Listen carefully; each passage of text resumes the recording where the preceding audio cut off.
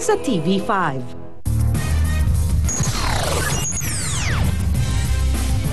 Nasa 1 milyon na ang mga turistang nakaabang para sa Grand Parade ng Panagbenga Festival bukas.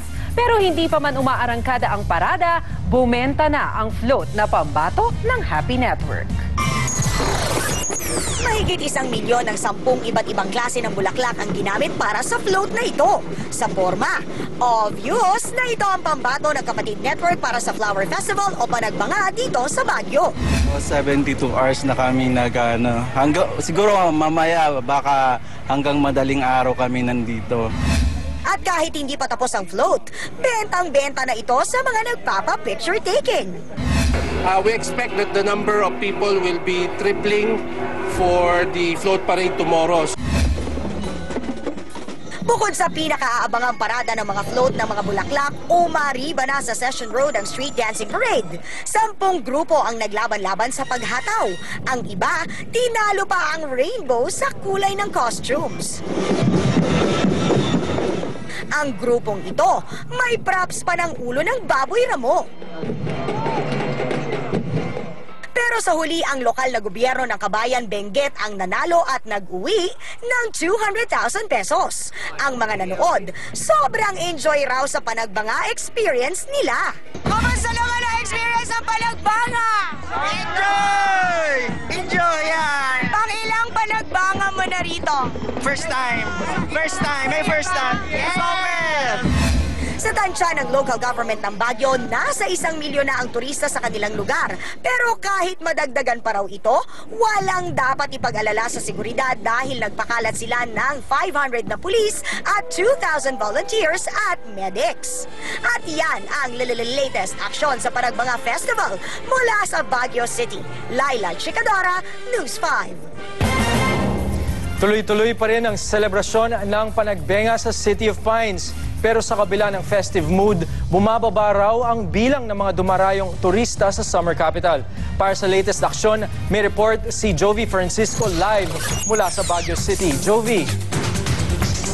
Mike, nagsa pa rin nga mga bisita dito sa Baguio City para sa Panagbenga Festival. Pero sabi nga sa mga datos ng DOT, merong pagbabang napapansin mula noong 2009. So bakit kaya? Narito po ang report.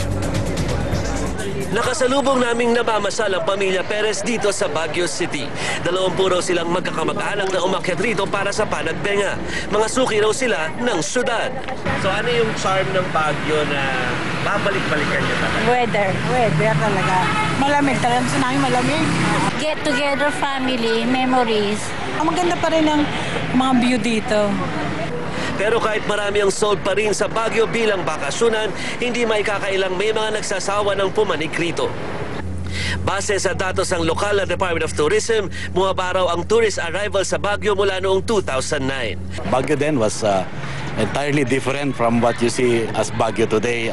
Unang problema ang pagdami ng mga residente rito. Mahigit 1 milyon na raw ang populasyon ng Baguio, kaya nagsisigip na daw talaga ang syudad.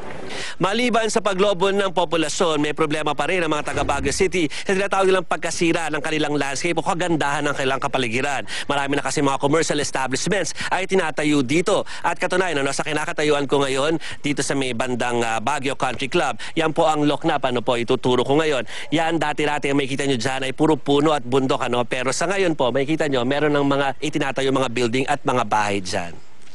Alam ng otoridad ang problemang ito. Pagka ikaw ay naging syudad, hindi mo talaga may iwasan ang development. So these are things na talagang you really have to pace. Development and how fast development should be, how much of environment should be sacrificed. Aminado rin ang mga opisyal na hindi lang ang lamig ng Summer Capital ang panlaban nila sa mga lumalakas na kompetisyon sa hari ng mga tourist destination sa bansa. Gagawin daw nila ang lahat, wag lang tuluyang talikuran ng mga turista ang dati numero 1 bakasyonan ng mga dayuhan sa bansa at ng mismong kababayan natin. Narito tayo ngayon, Mike at Maricel, sa Athletic Bowl kung saan makikita nga natin yung blimp ng TV5.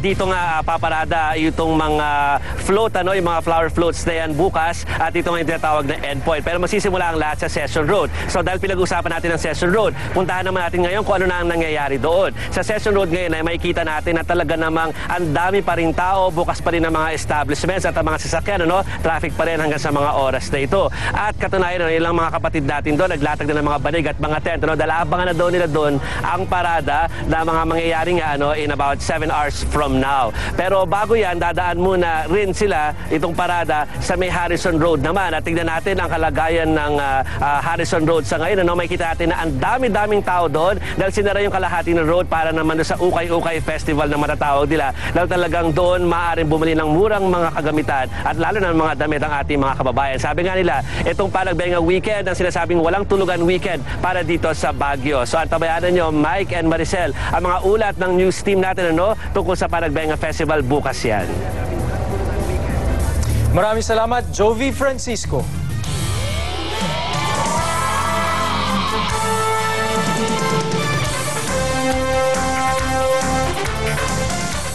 Bukas na ang libing ni Carlo Maquinto, ang boksingerong nakomatos at namatay matapos lumaban noong January 28. Isang friendly match ang ginawa sa huling araw ng lamay ni Maquinto sa kanyang hometown sa Lambunao, Iloilo. Gagamitin daw ang makakalap na pondo para sa kanyang libing. Personal ding nakiramay ang promoter ni Maquinto at dating boxing champion na si Jerry Peñalosa. Bukod naman sa tulong pinansyal, isusulong daw ni Congressman Manny Pacquiao ang batas para maproteksyonan ang mga boksingero.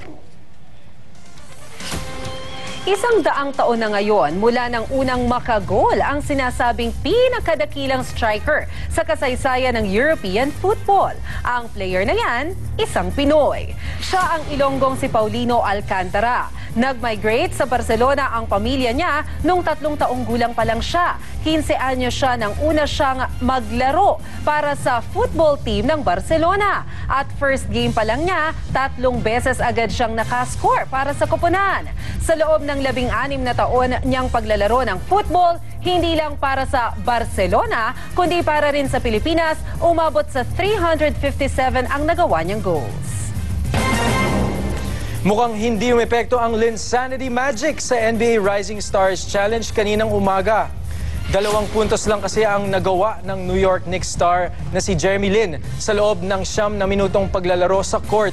Ang ending, natalo ang koponan niyang Team Shaq kontra sa Team Chuck sa score na 146-133.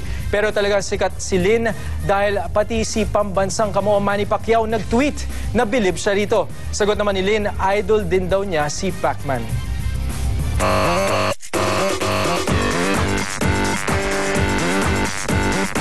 Sa showbiz, ano kayang nararamdaman ni Rufa Gutierrez ngayong officially single na siya? At pagkakasibak ni Angelicopter sa isang radio show. Dahil nga ba kay Grace Lee? Yan at iba pa sa Showbiz Aksyon ni Chef Fernando. Nasa Brazil daw si Rufa Gutierrez nang matanggap ang balitang naanal na ang kanyang kasal kay Ilmas Bectas. Happy man, di pa rin daw niya naiwasan na maging senti. It is an emotional time. Actually, the annulment has been long overdue kasi I filed 3 years ago at ganun kahabang panahon na ang linakbay ng kasong ito.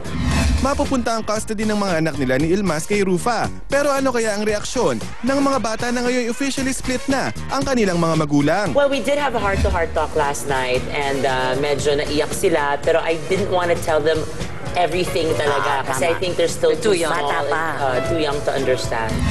Lumabas sa isang showbiz website ang confession ni DJ na si Angelica Streaming Cruz alias Angelicopter kung bakit siya nasibak sa isang show. Ang tinuturo niyang dahilan ang isa pang host na si Grace Lee. Hindi na raw kasi siya feel para makatrabaho ng Koreana dahil sa isang tampuhan.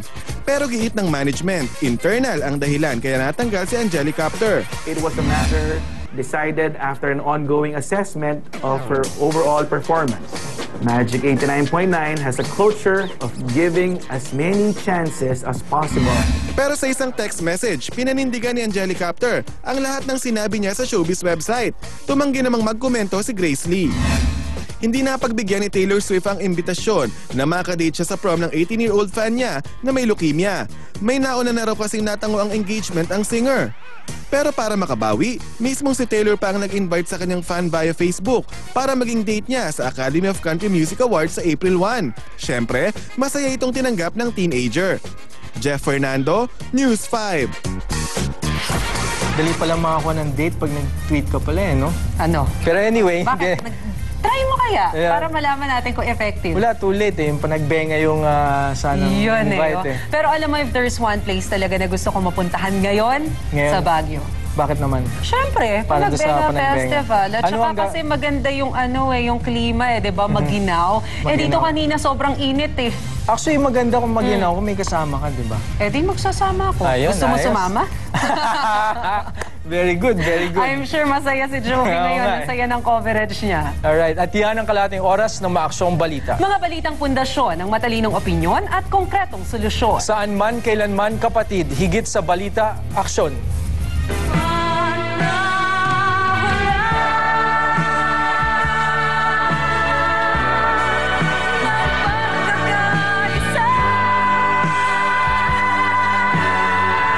Kahit wala sa tabi natin, Papa, mahal na mahal niya tayo. Miss na miss ko na kayo.